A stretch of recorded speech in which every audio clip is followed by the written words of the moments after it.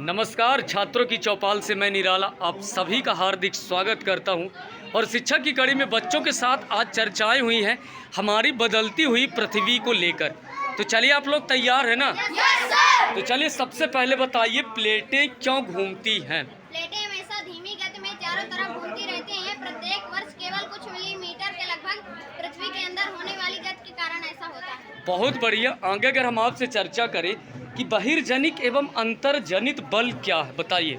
जो बल पृथ्वी की सतह पर उत्पन्न होते हैं उसे बहिर्जनिक बल कहते हैं एवं अंतर्जनित बल जो बल पृथ्वी के आंतरिक भाग में घटित होते हैं उन्हें अंतर्जनित बल कहते हैं। बहुत बढ़िया।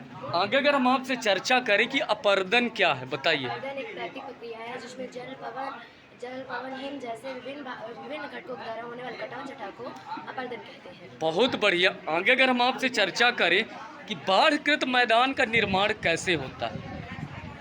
बाढ़ के कारण नदी के तटों के निकटवर्ती क्षेत्रों में महीन मिट्टी एवं अन्य पदार्थों को अवसाद कहते हैं।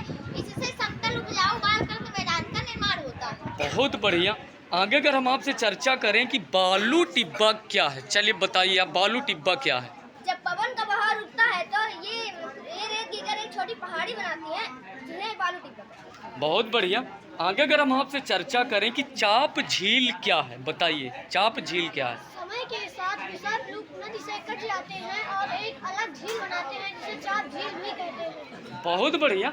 चलिए आगे अगर आप लोगों से हम चर्चा करें, है ना, 3 ऑप्शन आपके पास रख रहे हैं, इनमें से कौन सी समुद्री तरंग की विशेषता नहीं है? सैल, किनारा या समुद्री गुफा? बहुत बढ़िया। आगे अगर हम आपसे चर्चा करें हिमनद निक्षेपण एक विशेषता है ना, इसमें से बताइए बाढ़कृत मैदान, पुलिन या हिमोड़? बहुत बढ़िया।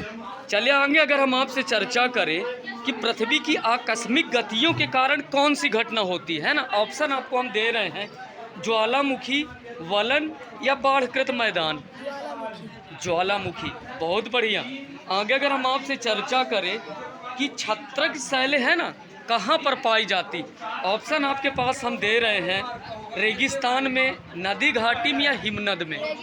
रेगिस्तान में। बहुत बढ़िया। आगे अगर हम आपसे चर्चा करें कि चाप झील यहाँ पाई जाती है, ऑप्शन हम आपको दे रहे हैं जिसमें से हिमनद, नदी घाटी या रेगिस्तान?